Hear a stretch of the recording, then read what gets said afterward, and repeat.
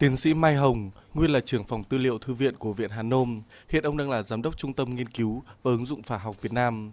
Hơn 30 năm gắn bó với công tác lưu trữ, tiến sĩ Mai Hồng đã sưu tập được rất nhiều tư liệu quý giá và có giá trị lịch sử cũng như giá trị thực tiễn cao. Trong số này có một bức bản đồ cổ xuất xứ từ Trung Quốc có tên gọi Hoàng Triều Trực tỉnh Địa dư toàn đồ, tức toàn bộ bản đồ địa lý của đất nước. Tấm bản đồ này được xuất bản tại Thượng Hải, Trung Quốc năm 1904 và tái bản vào năm 1910. Đây là một trong những tập bản đồ phản ánh nhận thức đương thời của quan chức, học giả đời Thanh Trung Quốc đối với cương giới lãnh thổ Trung Quốc vào thời điểm đó. Điều đáng chú ý là trên bản đồ toàn quốc và bản đồ tỉnh Quảng Đông chỉ vẽ đến đảo Hải Nam. Đảo Hải Nam trên bản đồ là điểm cực nam lãnh thổ Trung Quốc và bản đồ tỉnh Quảng Đông, chứng minh các quần đảo Hoàng Sa và Trường Sa ở Biển Đông nằm ngoài lãnh thổ Trung Quốc. Tấm Hoàng Triều Trực tỉnh Địa dư toàn đồ được in màu khá đẹp, gồm 35 miếng ghép bằng giấy bồi dán trên mặt vải bố. Trong đó, một miếng ghép có kích cỡ khoảng 20 x 30 cm. Tiến sĩ Mai Hồng cho biết. Bản đồ này tôi mua được ở trong có ông cụ chuyên mua sách ở các địa phương, cũng mang cho tôi. Lúc bây giờ tôi được giáo sư Phạm Huy Thông với giáo sư Nguyễn Đồng Chi giao cho tôi giữ cái kho sách cổ.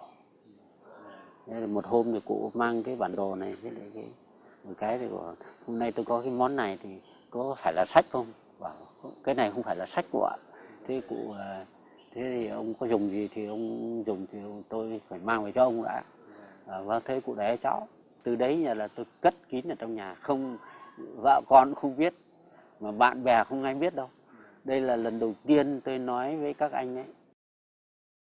Phía trên của Hoàng Triều Trực tỉnh Địa dư toàn đồ có một văn bản bằng Hán tự cổ có nội dung đại ý rằng từ đời xưa, người Hán đã có các tấm bản đồ nhưng không được rõ ràng, không chính xác và không rõ nguồn gốc. Đến đời Khang Hy thứ 47, Thánh Tổ Nhân Hoàng đế đã sai phái 2 giáo sĩ người nước ngoài làm ra tấm vạn lý thành đồ trong vòng hơn 1 năm.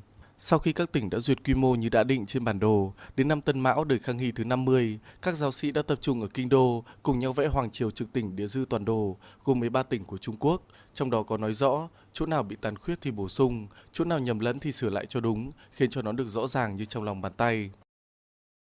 Cái bản đồ này thì tôi nghĩ rằng nó sẽ giúp ích, có một lúc nào đấy giúp ích cho cái công việc bang giao. Đây là những bằng chứng rất là quý. Vua Thanh mà lại làm cái bản đồ này giao cho 2 ông truyền giáo làm, giáo sĩ làm thì nó đầy khách quan. Cái bản đồ này mà toàn đồ mà có 13 tỉnh với lại vùng duyên hải của Trung Hoa là họ đã nhận của họ là thế, mà rõ ràng như thế. Thế thì cái bản đồ này là không có cái gì là Hoàng Sa Trường Sa của Trung Quốc cả. Có thể thấy, nếu nhìn vào Hoàng Triều Trực tỉnh Địa dư toàn đồ, chính là thể hiện cương vực Trung Quốc xưa, có giá trị như bản đồ hành chính Trung Quốc ngày nay. Đây là cơ sở pháp lý để xác định chủ quyền cương vực quốc gia, song trên tấm Hoàng Triều Trực tỉnh Địa dư toàn đồ, điểm cực nam của Trung Quốc chỉ dừng lại ở địa giới của đảo Hải Nam ngày nay, mà không thấy xuất hiện các quần đảo Trường Sa và Hoàng Sa ở Biển Đông.